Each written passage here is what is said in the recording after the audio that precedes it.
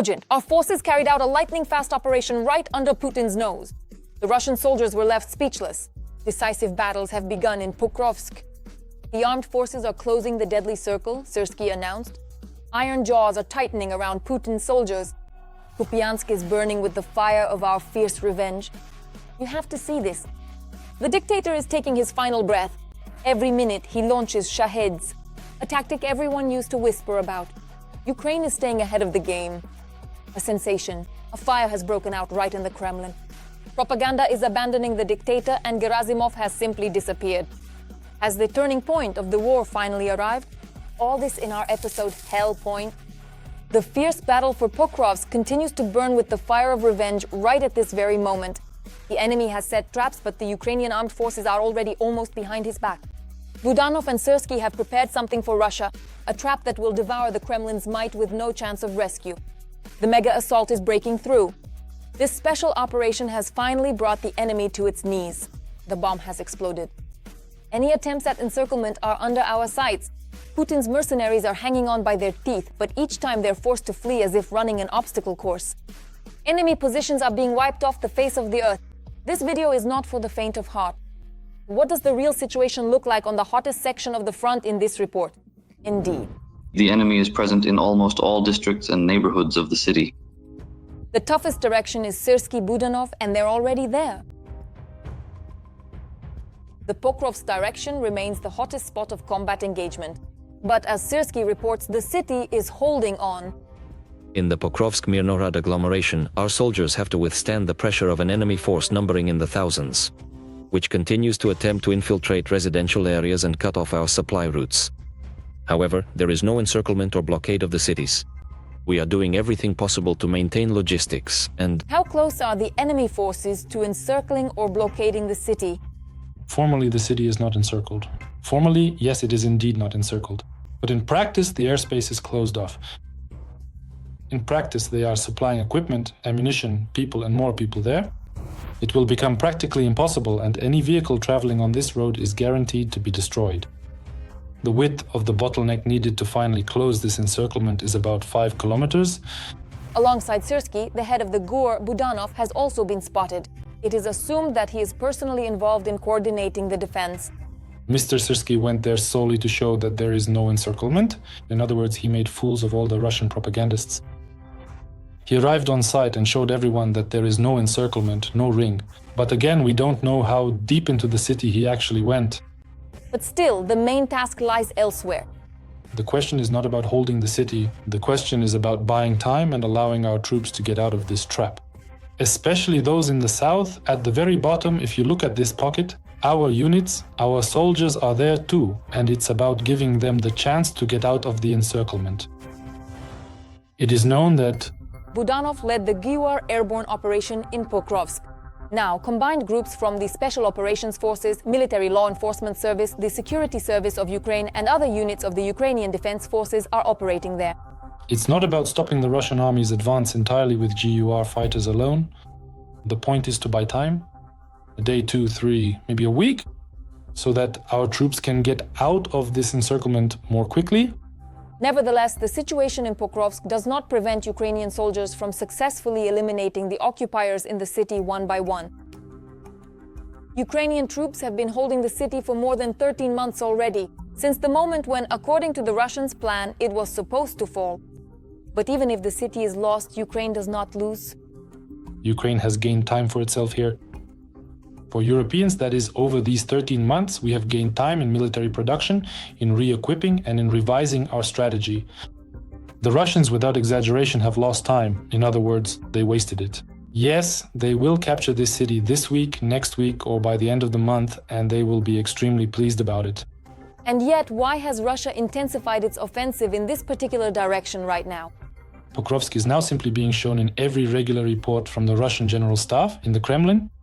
I think someone lost their temper there and said, how much longer can this go on? You've been circling around it for 13 months and still have no success. Do something. And of course, the Russian military salute and are ready to sacrifice. If another 10,000 are needed, they'll throw in another 10,000 Russian soldiers just to achieve a result. Because everyone understands perfectly well, if you deliver results, you can get something in return, like the title of Hero of the Russian Federation. Right now, the enemy is throwing in everything it can. For Russia, the concept of cost does not exist. Every meter of land means thousands of Russian casualties. And all of it is just so the Kremlin dictator can put another checkmark on the map. Kupiansk is once again in flames. It's the true epicenter of madness. Right now, it's hell there like the front has never seen before. The Ukrainian Armed Forces are destroying the enemy wave after wave. Entire divisions are falling under the blows of our heroes. The occupiers' equipment is burning while Kremlin commanders futilely order them to hold out to the last man. The enemy is literally trapped. Ukrainian soldiers have delivered a devastating counterstrike. The echo of our vengeance has shaken the deep rear of Russia. Putin rants about supposed victories, but what will this tactic really mean for him? But when the fist of our strength finally strikes, more on that in just a moment. The situation in the Kupiansk direction remains difficult. But Ukrainian forces are confidently holding the defense and delivering precise strikes against Russian troops. And Russian plans, despite being centered on the city, are now facing setbacks. Moreover, there is reason for cautious optimism that even in the northern areas where they try to concentrate their forces, things are not going so well for them now. They have been hit with several accurate and heavy strikes, as a result of which their advance there has now slowed down. the enemy is now being forced to change tactics. Instead of a direct breakthrough to the city center, the Russians are trying to bypass Kupiansk from the flanks. If anyone ends up surrounded there, it definitely won't be the Ukrainian forces. The Russians simply aren't present in the city in such numbers or in such positions to be able to encircle anyone. At the same time, the situation of the so-called double air blockade remains. Russian drones are able to attack Ukrainian logistics while being near Kupiansk. However, Ukrainian drones are also delivering mirrored strikes against enemy infantry groups and equipment. Logistics are complicated for both sides, but control over key routes and transport hubs remains with the Ukrainian army. At the moment, additional operational reserves of the Ukrainian Defense Forces have been deployed to Kupiansk in order to stabilize the situation in this settlement. For the enemy, Kupiansk is not an end in itself, but rather a diversionary maneuver. According to experts, Russia is employing a tactic of 1,000 cuts, creating tension on secondary fronts to distract attention from the main strike. According to the General Staff, the highest intensity of fighting is currently being recorded in the Pokrovsk direction. The occupiers who are currently present in the region do not possess the necessary ability or capacity to quickly and efficiently redeploy their operational reserves, nor can they easily replenish their assault groups with new forces or resources. At the present moment in time, the occupiers are making attempts to concentrate and focus their main losses, which are significant in the area surrounding the Kupiansk railway junction. This particular railway junction is of critical importance. They are in great and urgent need of establishing and maintaining control over this key and strategically valuable railway station, as it plays a vital role in their logistical and operational plans. A short logistics route, both from the territory of the Russian Federation and from the occupied areas of Luhansk region, will allow the occupiers to create a strike group that will have an impact in the future.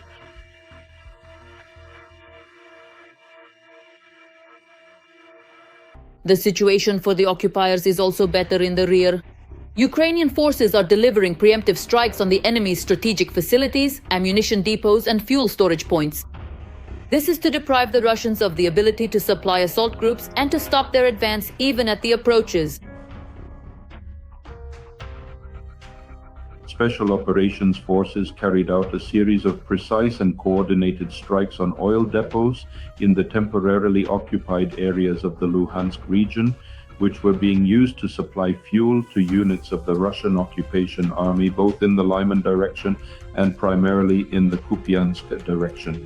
In particular, Special Operations Forces UAVs attacked oil depots in the occupied Starobilsk, which is precisely in the Kupiansk direction, and in Luhansk.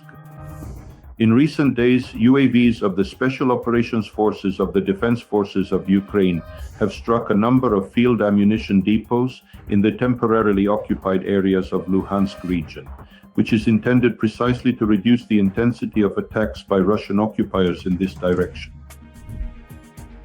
But while the situation on the battlefield is far from a breakthrough, on television screens Moscow continues to claim victory. The Russian Ministry of Defense is once again reporting the capture of Kupiansk and the destruction of the 16th Mechanized Brigade of the Armed Forces of Ukraine. However, there is one nuance: such a brigade does not exist. According to Moscow's version, the fictional brigade allegedly lost 8 soldiers, and Ukrainian units near Petrivka and Velika Shapivka found themselves not surrounded. The situation remains unchanged. Heavy fighting continues near Kupiansk. But the city remains under Ukrainian control. Russian forces are suffering losses, changing tactics, and looking for alternative routes. And despite the pressure, Ukrainian defenders continue to hold the line and once again shatter the myth of the Kremlin's invincible army. An unexpected turn of events. In Russia, for perhaps the first time, there is talk about the failure of the so-called special military operation and attempts to cover up the traces of crimes. The propaganda is changing its tune, saying there's still time while it's not too late. The Kremlin authorities stubbornly stick to their position. There are no defeats, only victories. But the truth is coming to the surface. It's hard to believe, but right now something ambiguous is happening. Could it be that the Russians are finally preparing to surrender? We'll talk about this in just a moment. Russian propagandists and Z-patriots are at the stage of acceptance. Even if we manage to get some kind of exchange and get something, it will still remain as it is. Donetsk region, in general, the situation will still be very ambiguous and the outcome is far from triumphant. Now, even on Rostov, they're talking about the failure at the front. Well, it's already been 3.5 years. He's right, it was a revelation, honestly. We were already in Berlin after about 4 years. Where are we now? Only 20% of the territory has been liberated. Well, we need to be honest about it. Experts are laughing at the bold reports from the Russian Ministry of Aggression about the Russian army's advances along the line. Of contact. And also, for your information, please note that it is important to remember that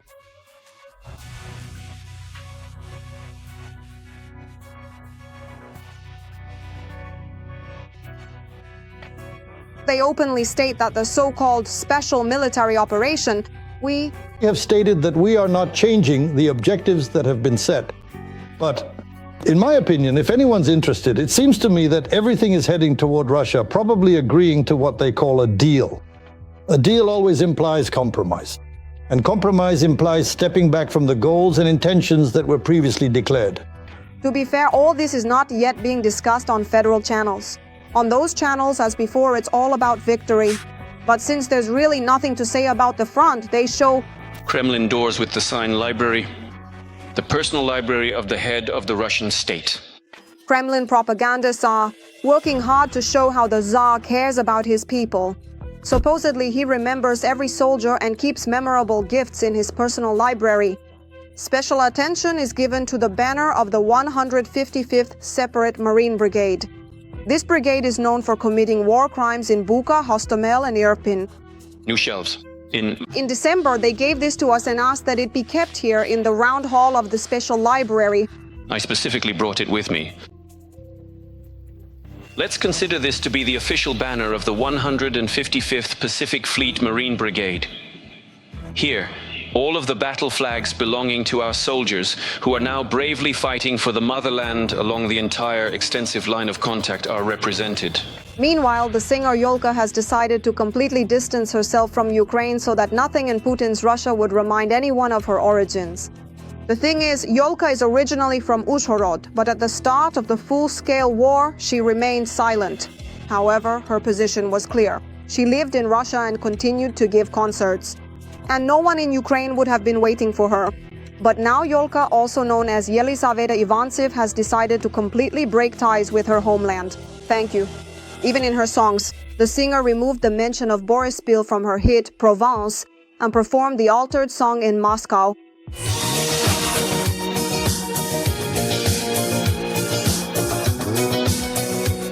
By the way, speaking of songs, the latest trend of the Kremlin regime is influencing children through music, right in schools and at the official level. In November, students are subjected to propaganda during every break. As part of the all-Russian project Melodies Instead of Bells, school breaks in November will be accompanied by music dedicated to National Unity Day. Students will hear modern patriotic songs about friendship, mutual support, and love for the homeland. Every voice matters. Join our community, support independent journalism and help us bring you the truth from Ukraine. Become a member of Ukraine Today. Join us now. A new threat from the Russian Federation. Shaheds are looming over Ukraine like a dark cloud. Putin boldly orders the production of as many deadly weapons as possible. Someone has emerged who is secretly playing along with the Kremlin. The components are moving along a secret river. China's hands are stained with blood. Everyone is already talking about this openly. Bold steps to bypass sanctions. The dictator is ready to do anything. On the table is a plan to launch drones equipped with anti-tank mines and phosphorus munitions. This is pure madness. In Moscow, they're clutching at straws, trying to gain an advantage anywhere they can. But could Putin, by doing so, stumble upon a bomb that will destroy both Russia and himself? We'll talk about this in just a moment. Apart from the war in France, where is the technological war? Our enemy is, let's put it this way, technologically dangerous, cunning, and unpredictable because he can change everything in an instant.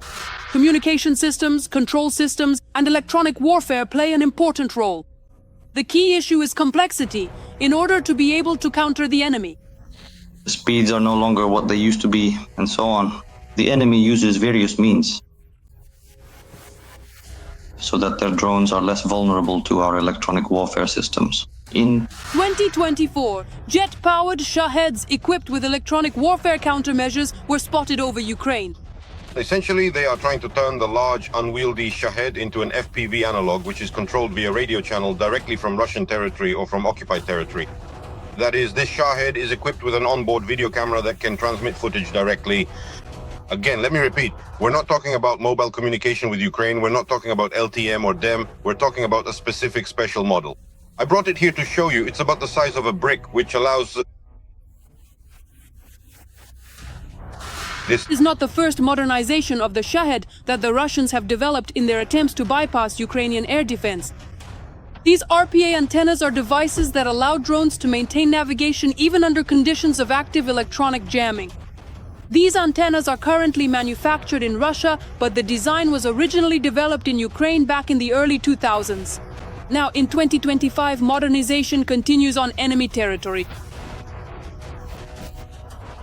Absolutely all, let's say, components that a radio receiver has can be suppressed. That is, some are more complex, some are simpler. It depends on the type of signal.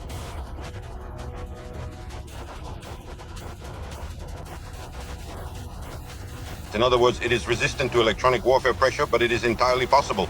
So for this, we just need to get a new frequency and, let's say, adapt ourselves to the Russians' new tactics. The Russians have gone even further. They hid these antennas inside the body, removed them from the wing, and moved them into the Shahed itself and to the center. In this way, the enemy's drones become virtually invulnerable to Ukraine's electronic warfare systems. What does this tell an observant and intelligent person? It means that the factory has made modifications to the Shahed bodies specifically for these Chinese antennas. This means the enemy is confident in a long-term and stable partnership with China. We cannot suppress such antennas with our existing electronic warfare systems everywhere across the country. Serhiy Bezkresnov Flash confirmed that this nuance indicates close cooperation between Russia and China. Russian billionaires are doing everything they can to help Putin in this war, establishing contacts with China and the United States. For example, Deripaska. Access to technology and equipment is also closed off, and there is a list that is critical. In 2024, the Russian LLC Angar 22 purchased Swivin turbojet engines for a total of about $300,000, officially intended for model aviation. However, these units were later put to a completely different use. They were installed on a jet-powered modification of the Iranian Shahed drone.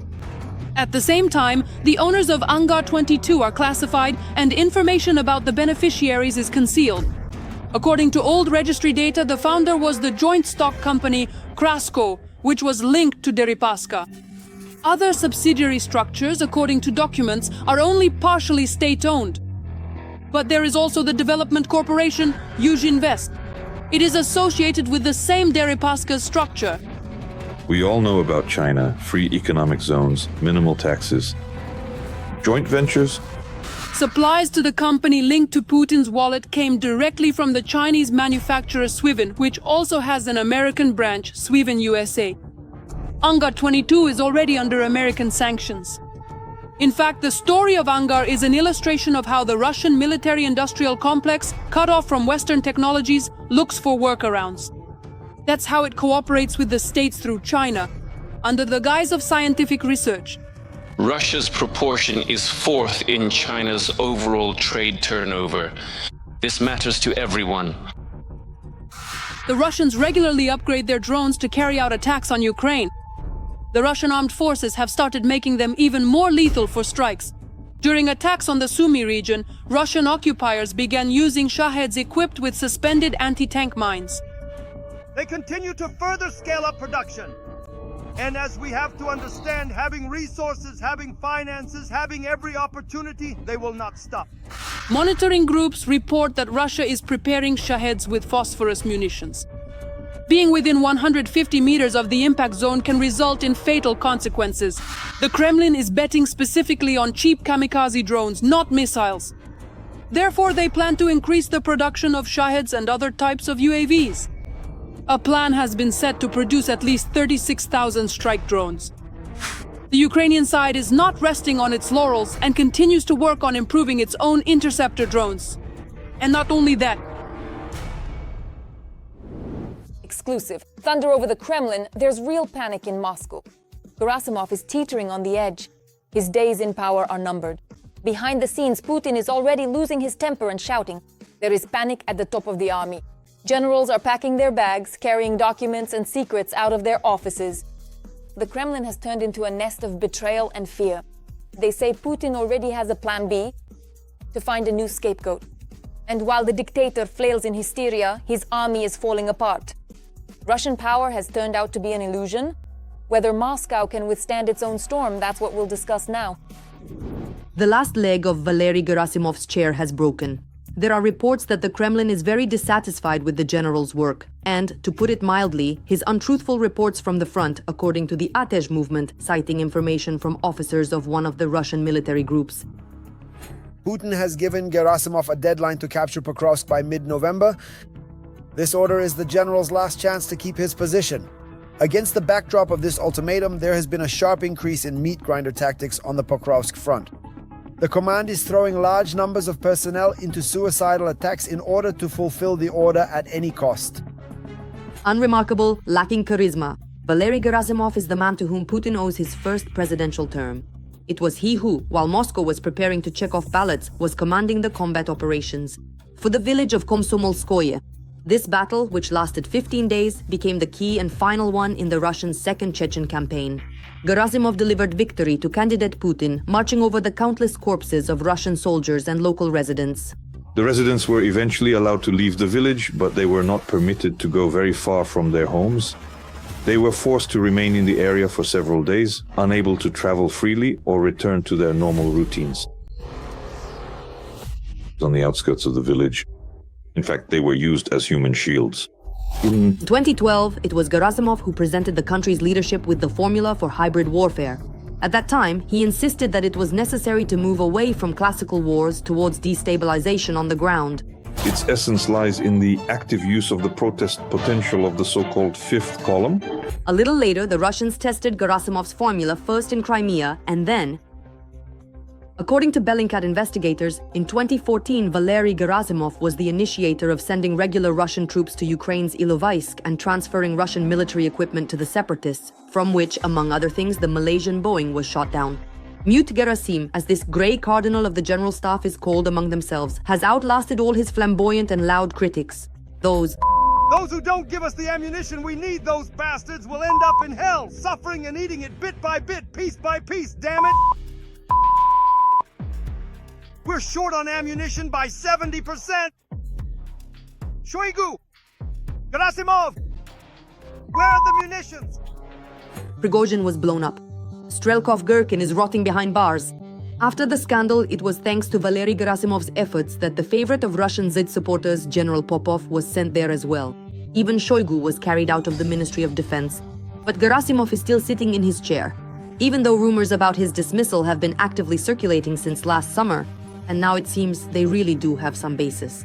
If Gerasimov fails to capture Pokrovsk by mid-November, he will be replaced by a certain Viktor Viktorovich, a late bloomer who was born and raised near the Ukrainian city of Sumy. Not much is known about him. He was secretly awarded the Order of Zhukov, and in February 2024 he received the rank of Colonel General. It's hard to call this military commander a media figure. His name first appeared in the media after the start of the operation in Syria. The Lieutenant General held the position of First Deputy, Chief of the main operational directorate of the General Staff of the Russian Armed Forces. His briefings were dedicated to the situation around Palmyra and Aleppo. Pasnica also spoke about the work of the Russian military police in the Middle East and criticized the presence of American military forces in the region. The Lieutenant General's statement about U.S. plans to develop a global missile defense system caused even more of a stir. At the Moscow Conference on International Security, Pasnikia called Washington a likely adversary of Moscow. To overcome missile defense, Viktor Viktorovich suggested using the Sarmat and Avangard systems. It is still unknown whether Gerasimov will be able to outsmart his opponents again and hold on. Since the summer, the occupiers have been amassing troops in the Pokrovsk direction and probing for weak spots in the Ukrainian defense. On their side are Russia's vast resources, which they spare no expense to achieve their goals, and a large number of fortune seekers enticed by contracts, and a new status as a hero. And in 2025, Pokrovsk could become an important and decisive battle, just like the Chechen village of Komsomolskoye once was. That's all from me for now. This was me, Darina Hutsakalo. Even more scorching news in our next broadcast. And in the meantime, don't forget to subscribe and hit the like button. See you soon.